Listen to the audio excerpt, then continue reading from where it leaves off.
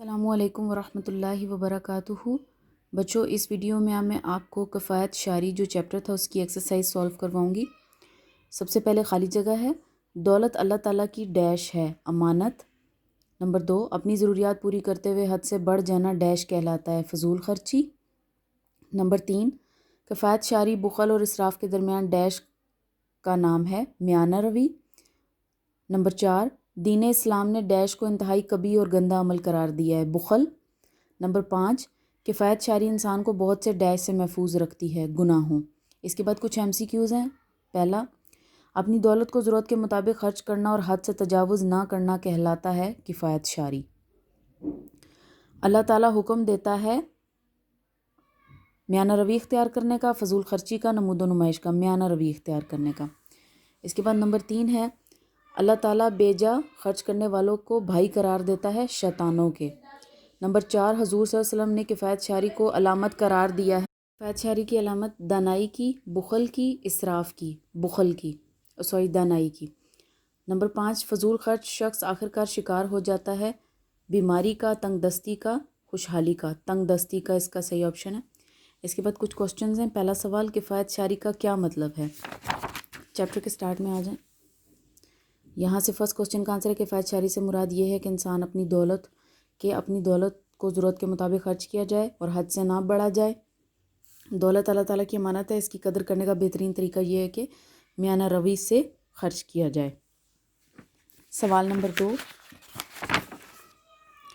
خرچ کرنے کے بارے میں اسلام ہمیں کیا تعلیم دیتا ہے؟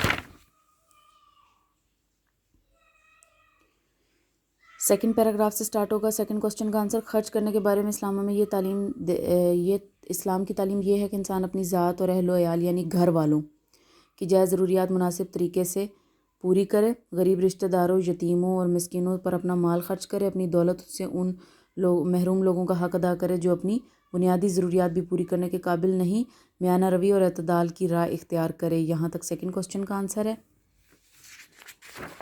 تیسرا سوال ہے، بخل اور اسراف کے درمیان فرق واضح کیجیے۔ یہاں سے سٹارٹ ہوگا تھرڈ کوسچن کا آنسر، بخل کنجوسی سے مراد یہ کہ انسان دولت رکھتے ہوئے بھی اپنی جائز ضروریات مثلا خوراک، لباس، علاج، سفر وغیرہ پر مناسب طریقے سے خرچ نہ کرے اور نہ ہی دوسرے ضرورت مندوں پر خرچ کرے بلکہ دولت جمع کرنے میں لگا رہے۔ ایسے شخص کو اللہ تعالیٰ نے انتہائی سخت ناپسند کیا ہے۔ کفایت شعری بخل اور اسراف کے درمیان میانہ روی کا نام ہے، یعنی نہ تو فضول خرچی اور بے جا خرچ کرنا چاہیے اور نہ ہی بخل سے کام لینا چاہیے۔ یہاں تک تھرڈ کوسچن کا آنسر ہے۔ اس کے بعد کوسچن نمبر 4 ہے، قرآن و حدیث کی روشنی میں کفایت شعری کی اہمیت بیان کرنی ہے۔ سب سے پہلے قرآن کی روشنی میں تو آپ یہاں سے سٹارٹ کریں گے، اللہ تعالیٰ کا ارشاد ہے، پھر یہ ترجمہ لکھیں گے، اپنا ہاتھ گردن سے باندھ کر نہ رکھو، کنجوسی نہ کرو اور نہ ہی اسے بالکل کھلا چھوڑ دو کہ بے تحاشا خرچ کرنے لگ جاؤ، ایسا کرو گے تو تم ملامت کا نشانہ بنو گے اور افسوس سے ہاتھ ملتے رہ جاؤ گے۔ یہ قرآن کی روشنی میں۔ اس کے بعد حدیث کی روشنی میں دوبارہ یہاں سے سٹارٹ کریں گے، رسول اللہ صلی اللہ علیہ وسلم نے فرمایا، جو شخص میانہ روی سے خرچ کرتا ہے وہ دانا اور عقل مند ہے۔ یہ 4 کوسچن کا آنسر ہے۔ اس کے بعد ہمارا لاسٹ کوسچن ہے، کفایت شعری کے فائدے لکھنے ہیں، تو آپ کوئی سے 5 لکھ دیجیے گا، میں آپ کو یہاں سے بتا دیتی ہوں۔ کفایت شعری کے فائدوں میں سب سے پہلا یہاں سے ہے کہ نمبر 1، کفایت شعری کے بے شمار فائدے ہیں۔ کفایت شعر انسان تنگ دستی کا شکار نہیں ہوتا، یہ پہلا ہے۔ اس کے بعد دوسرا، انسان بہت سے گناہوں سے محفوظ رہتا ہے، یہ 2 ہو گئے۔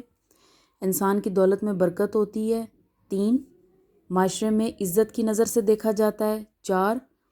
پھر 5واں ہے، کفایت شعری کی وجہ سے اپنی ضرورتوں کو پورا کرنے کے لیے کسی کے سامنے ہاتھ پھیلانے کی شرمندگی نہیں اٹھانی پڑتی۔ یہ 5 فائدے لکھ کر آپ کا کام کمپلیٹ ہو جائے گا۔ جزاک اللہ۔